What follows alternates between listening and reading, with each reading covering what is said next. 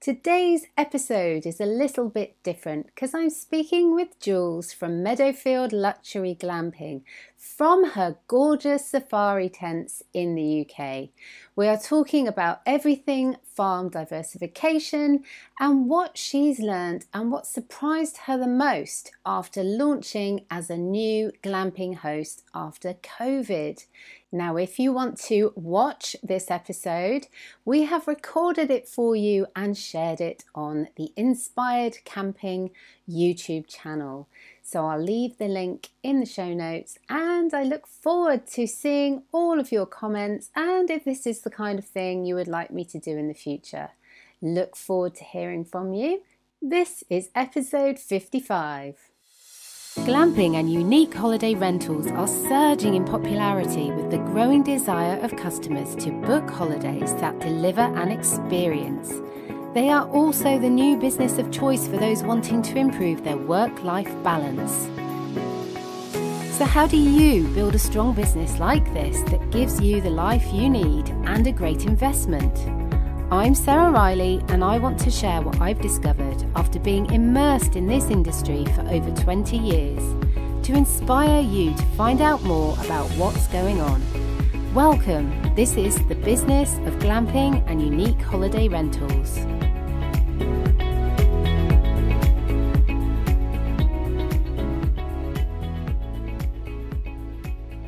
Jules, thank you so much for joining me. No, well, thank you very much for coming to stay and asking me to participate in this. This is very exciting. We've had a long sequence of things we've been involved with. So we've been involved with the Glamping Show. Yeah.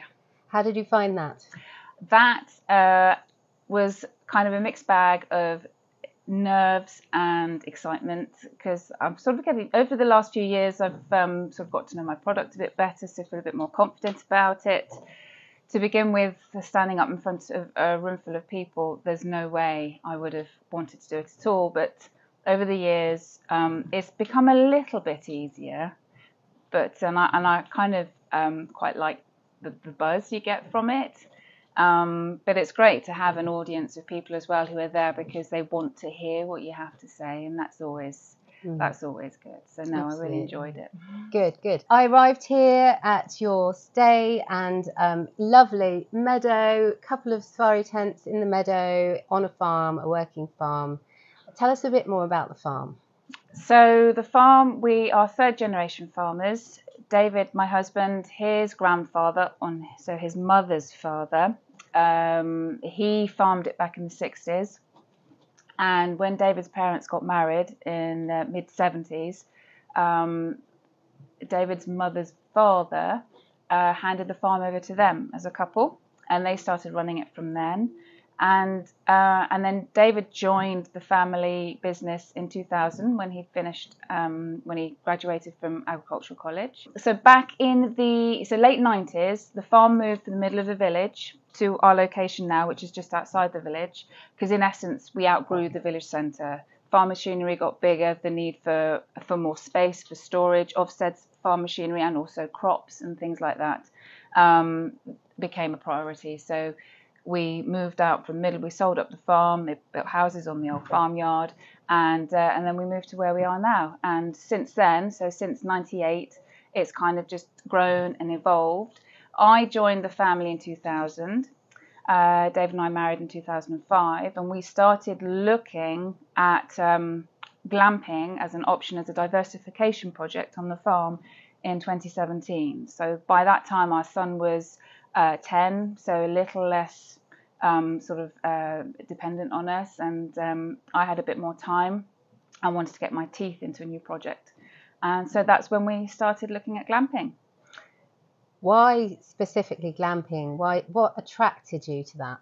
Well, we considered all sorts because diversification can come in all forms. One of them was an egg production unit, so which meant potentially we could have had something like 10,000 hens on site, which again I would have been responsible for. And I felt a little bit nervous about that. I wasn't quite sure if that was really my thing. So glamping, I think David had read something about it in a magazine somewhere. Again, it wasn't on our radar. It was new to us. And it happened that the Glamping Show was on just down the road.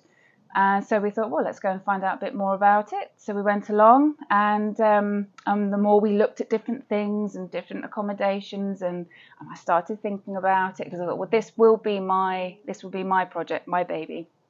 I thought, no, I think I could enjoy this. And I love hosting. I love having family to stay, and friends, and people have often said that have come to stay, what a beautiful vista, you've got all this lovely land and views and space.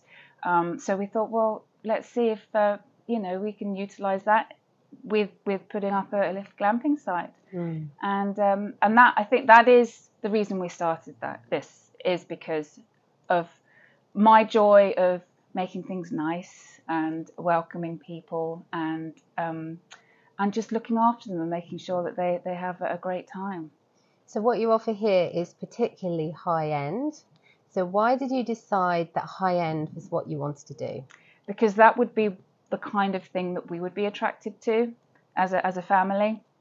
So I wanted to offer something that I would personally like as well. And and I do. And I just thought, I just like to make things homely and cozy, and we've seen other accommodations that are brilliant, but very sort of sparse. So still glamping, because you've got a bed and a shower and a kitchen, but it's quite sparsely stocked out and with furniture and things. But I like all those small touches, the soft furnishings and the little home comforts, and that's actually something that a lot of our guests have commented on, and they just love all the little extra things.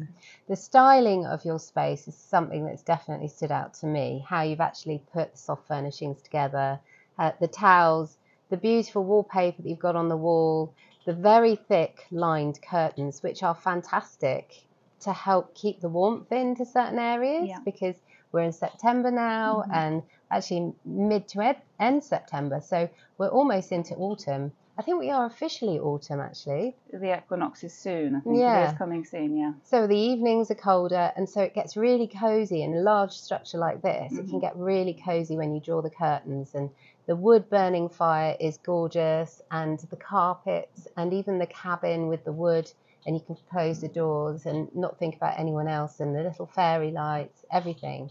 You've thought about everything, and even to the little labels that you put on things, and in the fridge when you provided complimentary food, and it was the eggs from your hens that was in the fridge, but you didn't just put them in the fridge, you actually labeled them as your hen eggs.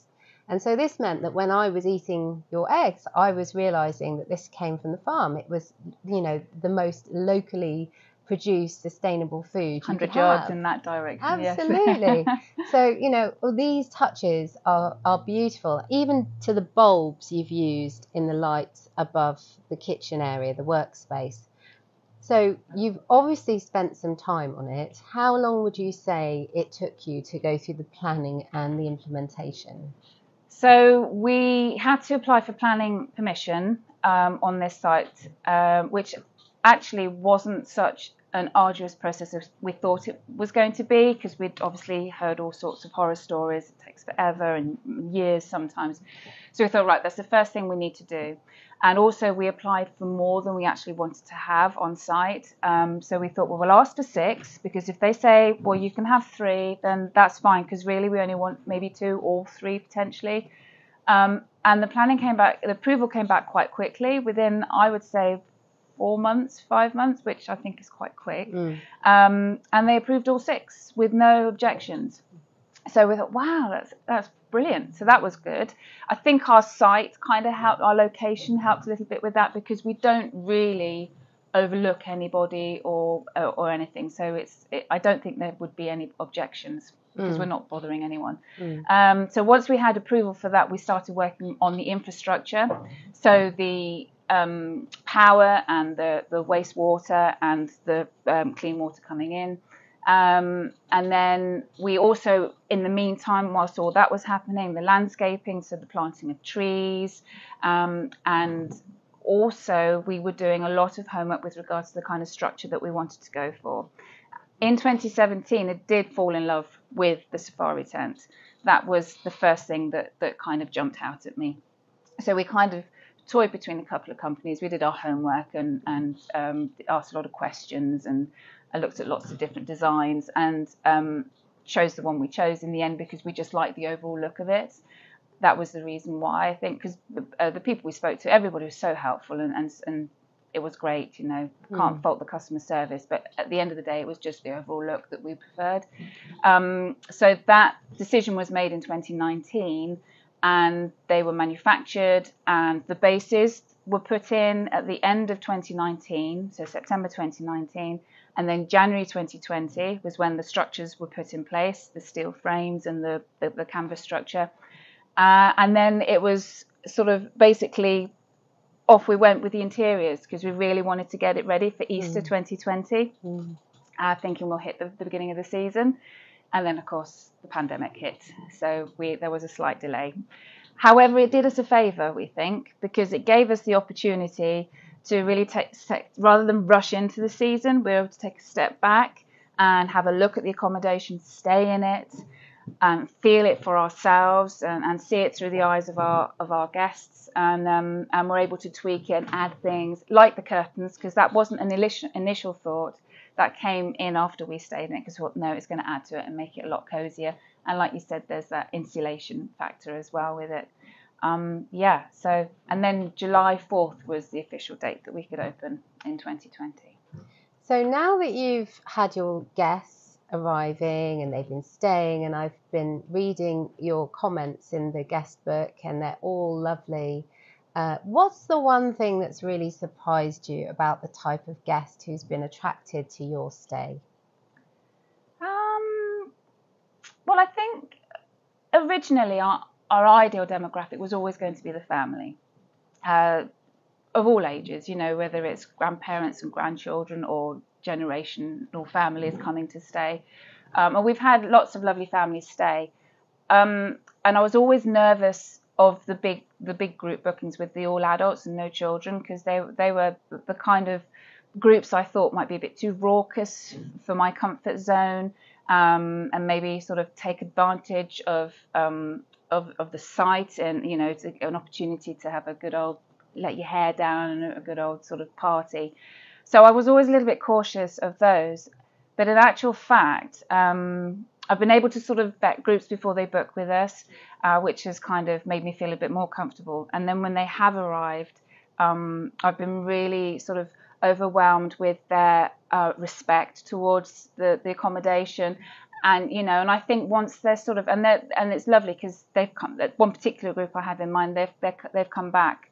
They're booked in again already for next August bank holiday. They've been with us twice, so that'll be their third visit. And they've always said, oh, Jules, we love it. We think it's brilliant. It's so cozy. It's so comfortable. And we love the space. We have a good old kick around with the football. And these are adults. This isn't children. So so that's been lovely, because I sort of started this with in mind that I wasn't going to, you know, I didn't want to have big group bookings. But actually, I've now understand that there are groups out there who are respectful and, you know, and actually just want to come and have a great time, and often haven't seen each other for that whole year. You know, they meet up, they have a great time, and then they go off to their respective lives, and then they come back again a year down the road and do it all again. So you kind of specialise in letting the whole site to families? Not really. But it does lend itself to that. It really does. I mean, I've had people say that, you know, individuals who have stayed just in one tent, they've said that despite there being a second accommodation on site, you do still feel like you're in your own little private space. You don't feel like they're too close or that you're invading each other's privacy or anything. So that's nice to hear as well. So though there are two on site, I think they're far enough apart that you still have your own. You can still feel like you're on your own down here, but as a whole site booking, yes, it's very good for that. And you told me a bit of a funny story about something that happened when you had a whole group of people stay, and they were involved in an activity that was quite unexpected. Tell me a bit about that. So there was so both tents were booked out, big group. I think there's about 12 adults. And I think it was on the Saturday evening. I could hear quite late on, I could hear lots of laughter and people having a good time. And to me, I don't mind that actually, because I think brilliant, they're having a great time. I'm not. That's lovely to hear. It's like hearing children laughing and shouting and just having a good time. So it didn't bother me at all. And the following day, one of the group said to me, "Oh, I hope we didn't disturb you, because we were having a silent disco." And I thought, wow, a silent disco. And they said, yes, we had our headphones on, and it was all sort of Bluetoothed into a stereo or something. And we were just all having a great time, listening to our music privately in our own heads, you know. And I thought, brilliant, what a perfect idea. They can go out and they can have a great time like they're at a disco, but without disturbing the lovely countryside around them and the neighbours. Yeah, more importantly. Yes. It's a great experience, and they brought that experience themselves. Yes. How have you added to the guest experience from what you've got here already? So one thing that, so when we started out, I think our main priority was obviously getting the accommodation ready, and we just wanted to get that off the ground. And then I think as people come and stay and you get feedback from them, you can make little tweaks and changes because you think, oh yes, I hadn't thought about doing it like that, and what a great idea. So one of those was the barbecues. We've created purposely built barbecue stations now out of upcycled bricks from the farm, which is great. My husband and his father put those together. And also this year we've introduced a farm tour, because a lot of people were asking us questions about the farm. What crops are you growing? What's happening over there? What's that tractor doing? And things like that. So we thought, well, yes, it's an ideal opportunity to educate people about farming as well, because you know, there's a little bit of confusion out there. The media has a little bit of a spin on it. And I think, well, you know, this is us, hear it from the horse's mouth, you know. So we started to introduce that, and we added it to our booking form as a free farm tour. Tick here if you want to participate, or if you would like us to take you on one. And it's proved quite popular. And we love it. And it's also an opportunity for us to get to know our guests and spend some time with them and find out, you know, if they're having a good time and what things they enjoy, or if there's any improvements we can make. Yeah, valuable feedback, isn't it? Even if it's negative, which I'm sure it isn't, but it's really good to have feedback from guests. But you also have a distillery here. Yes. Tell us a bit about that. So the Rugby Distillery, they joined us, they approached us at the end of 2020 and asked if we knew anybody that had space. They were thinking about setting up a distillery. Did we know anyone locally who might have some space for them to do that? And so we're like, stop there. Here, we can offer you, we can accommodate you. So they came and had a look. A brilliant family. We got on really well. So they decided they were going to move in. Literally, it was a store that had old tractor tires in it, sacks of goodness know what, 10 years worth of dust. It was just a typical farm store. And they then spent the sort of beginning of last year, 2021, cleaning it out, making it look amazing. They've sort of painted all the walls, and my husband put an office space in there for them. And then they brought in their stills, and we've been watching their journey from afar. And yes, so it's actually a really exciting development, because they've done really well. They sort of hit they put a lot of effort in to getting themselves well known in the area as well. Worked really hard. And I'm hoping, because they're constantly wanting to evolve, so we've been talking about potentially being able to introduce this as additional offering for our farm stays and people doing farm distillery tours with them. I had a distillery tour yesterday, and it was brilliant. And I particularly enjoyed the tasting session, I would have to say. No, I know, it's incredible. I think I've heard them sort of talk their story and how it all works so many times, but I just love hearing it, because it's such a fascinating, the journey that they've been on, and also how it's distilled and the process that goes through, and how they get the different flavors and all the different what do they call them? The botanicals. That's it. That's the one. That they use in them. That's quite fascinating as well. And I don't think I've ever tried, prior to them being here, I've never tried sort of a crafted gin before. I've always just gone with one off the supermarket shelf, you know, a popular brand. And there is a huge difference, and it's dangerously easy to drink, shall we say. And hearing the story about how it's distilled and, as you said, the botanicals, the different level and where the botanicals have to be in the machine to make sure that they get the right flavors out of it. Yeah. And then also the heads and tails, and how the heads is the very good quality stuff that is used for the craft. The hearts. Heads, tails and hearts. That's it. Heads, tails and hearts. So the hearts is the very good quality stuff. Yeah. And that's what they use to make their gin. And then the tails. The heads and tails they can reuse it, so they can sort of refilter it. So there's actually, they refer to it as sustainable distilling, I think, because there's no wastage. So the hearts is the important bit. That's the part that they can make gorgeous bottles of gin out of. But the heads and tails, and that's sort of the technicalities behind that, I'm not quite sure. But they're the bits that they can't use. But they can refilter it, and it can be reused again, so there's no wastage. That's the ethanol, I think. The ethanol. Yeah. But just hearing about the different steps and seeing it in action, seeing the passion of the people who are running the business, it's great. And adding that to your stay in itself enhances your stay, because people have gone away having learnt something, they've got another memory. That means they'll talk about it to other people, and that gives you great word of mouth.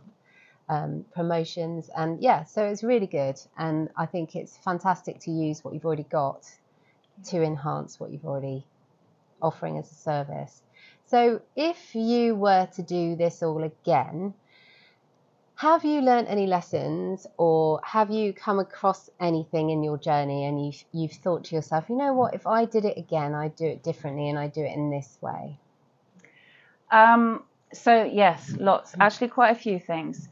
I love the product. I love what we've done to it. However, if I could go back and do it again, I would go for something smaller, because I'm the kind of person that likes to do everything. So I feel incredibly responsible for the way it looks before a guest arrives, and that takes time. So the cleaning process and the finishing touches and all of that. So that does take time. So the turnaround can be pretty tight from the moment a guest leaves, if we've got people arriving on the same day.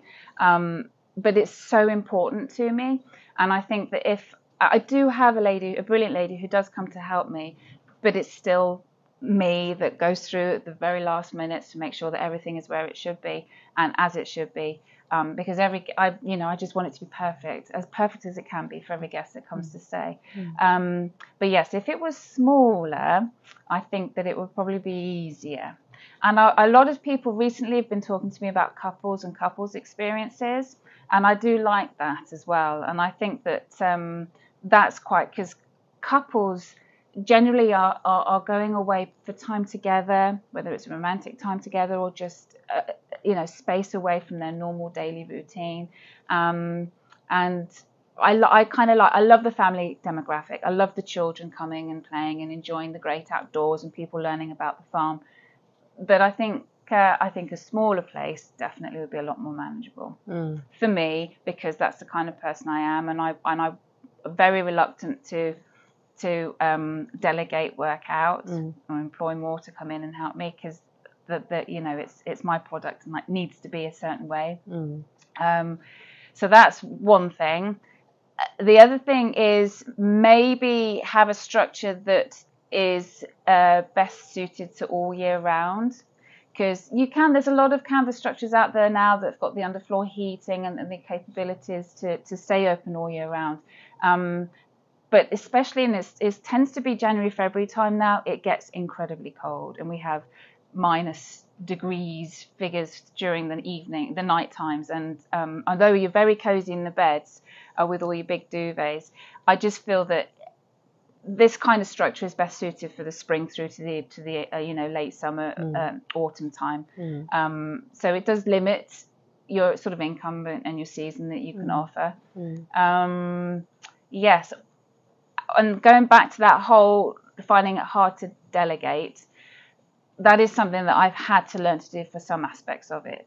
So in order for me to enjoy the reason we set this up, which was the guest experience and being able to host and provide different activities for families to do when they're here, whether it's thinking about a little treasure hunt for the children to participate in or whatever it is. That takes time as well, but that's the side of it that I really like doing. So in order to ensure that I have the time for that, I've had to delegate some admin out, whether it's the social media marketing or you know, a little bit of assistance with our website and the SEO side of it, just to take the pressure off. And that is an element of this sort of business that I really struggle with. I can't quite get my head around it. It's just a little bit over my head. So although it's good to have an element of understanding, so to try and do it for yourself to begin with, I have learned actually that, okay, I've done my time with this now. I want to focus on the aspects of this that is why I'm doing this. Yeah, and also focusing on your strengths. Yes, yeah. You know, if you're not strong at something, it takes twice as long, it's harder, it makes your life horrible. Why would you do it? Give it to someone else to do. Yeah. But then really focus on the things you love to do and you're really good at doing, and then it becomes a joy. And that's the point. It's a lifestyle business, isn't it? So I think you've done incredibly well. The approach is amazing. The final product is amazing, and all of your finishing touches and details have not gone unnoticed. They're really, really good. And tell me about this area a little bit. What is here for your guest? What kind of thing do they like to do in the local area? What attracts them in? So we are quite asked that question actually. Quite often people say, so what do your guests do when they come? Some do nothing. They just want to be here and just sort of let the kids run around or use it as a base to go for little walks in the area. And others like to venture further afield. So we're not too far away from the town of Rugby, which is the home of rugby football. And there's museums and lots of sort of history associated with the game of rugby.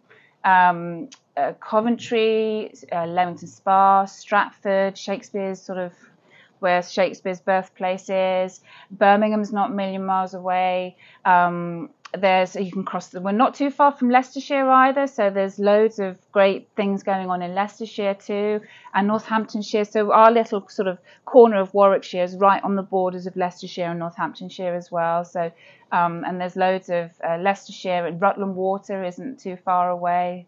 So either they come and they're just here, or they venture off. We've got a great place just down the road called Coombe Abbey, and there's a Go Ape there, so you can go and explore that and have fun with that. So there's actually quite a lot in the Midlands area, and you don't often have to go too far to find things. Well, I think it's brilliant, and I really do wish you every success with it, Jules, and whatever you decide to do with it in the future, because you can always evolve it into something else. Yeah, no, definitely. So we've got plans, we've got thoughts of what we want to do next. So, yeah. Well, great. Thank you so much for joining me, Jules. No, thank you for having me and asking me. Absolute pleasure, and another absolute pleasure to stay here. So thank you so much for your hospitality. It's been great.